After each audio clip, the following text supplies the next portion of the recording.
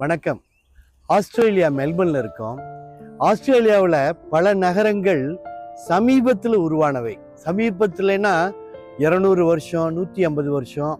இப்போ மெல்பர்னை பொறுத்த வரைக்கும் ஒரு 200 வருஷத்துக்கு முன்னாடி தான் இந்த நகரமே உருவானது அப்படின்னு சொல்றாங்க. ஏன்னு கேட்டா 200 வருஷத்துக்கு முன்னாடி இங்க இருக்கக்கூடிய யாரா நதி கரையில நிறைய தங்கங்கள் கிடைச்சது. அந்த நேரத்துல அந்த தங்கத்துக்காக ஆங்கிலேயர்கள் இங்க வந்தாங்க. இங்க வந்தவங்க ஆங்கிலேயர்கள் வந்தவங்க என்ன பண்ணாங்கன்னா, இங்க இருக்கக்கூடிய ஆயிரக்கணக்கான பழங்குடி மக்களை கொன்று குவித்தார்கள். எப்படி கொன்றார்கள்? மலையிலிருந்து தள்ளி விட்டாங்க. எல்லாருக்கும் ஊசி போடுறேன் அப்படின்னு சொல்லிட்டு, தடுப்பூசி போடுறேன்னு சொல்லிட்டு தடுப்பூசி போட்டாங்க. இந்த மாதிரி பல வகையில் அவர்களை நிறைய பழங்குடி மக்கள் அந்த நேரத்துல இறந்தார்கள். அந்த 6000 பேருக்கு மேல இறந்தார்கள் அப்படின்னு சொல்றாங்க. அதற்காக இந்த ஆங்கிலேயர்கள் இன்றைக்கும் மன்னிப்பு கேட்கின்றார்கள். அந்த தவறை அவங்க உணர்றாங்க. இதை நிறைய இடத்துல சொல்லியிருக்காங்க.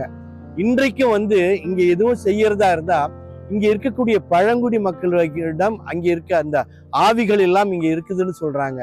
அவங்ககிட்ட மன்னிப்பு கேட்டு விட்டு அவர்களுடைய அனுமதியை வாங்கி விட்டு செய்கின்றார்கள். அந்த பழங்குடி மக்கள் இந்த நகர வாழ்க்கைக்கு திரும்புவதற்கு தயாராக இல்லை. அவர்களுக்கு இயற்கையோடு ஏந்த அந்த வாழ்க்கை. இன்னும் சொல்ல போனா முருக வழிபாடு போன்று சில வழிபாடுகளை இந்த பழங்குடி மக்கள் செய்து வருகின்றார்கள் என்று என்னுடைய நண்பர், இங்க இருக்கக்கூடிய நண்பர் திரு நவ இளங்கோ அவர்கள் சொன்னாங்க. மாதம் கார்த்திகை நட்சத்திரத்தன்று இங்க இருக்கக்கூடிய பழங்குடி மக்கள் பூஜை செய்கின்றார்கள், வழிபாடு செய்கின்றார்கள்.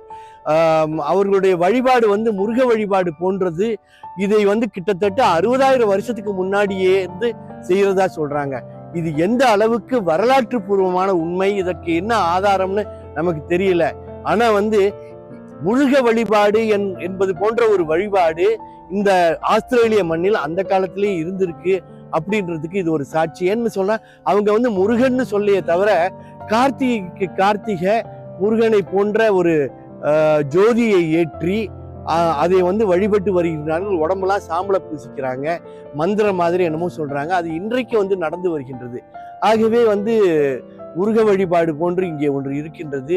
அந்த பழங்குடி மக்களுடைய அந்த ஆத்மா, அதாவது இந்த 6000 பேர் கொன்று குவித்தார்கள்னு சொல்றேன் இல்லையா, இன்றைக்கும் எதுவும் பொது நிகழ்ச்சிகள், ஏதாவது ஒரு கட்டடம் கட்டும் பொழுது இங்க இருக்கக்கூடிய ஆஸ்திரேலியா அரசாங்கம் அங்க இருக்கக்கூடிய அந்த பழங்குடி மக்களின் ஆத்மாக்களிடம் அனுமதி கேட்டுத்தான் செய்கின்றார்கள். ஆகவே இதெல்லாம் தெரியாத விஷயங்கள்.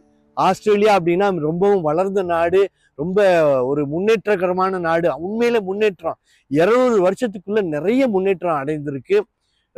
ஆனால் இதனுடைய அந்த வரலாறு என்பது கொஞ்சம் மனதை வலிக்க செய்கின்றது. நன்றி.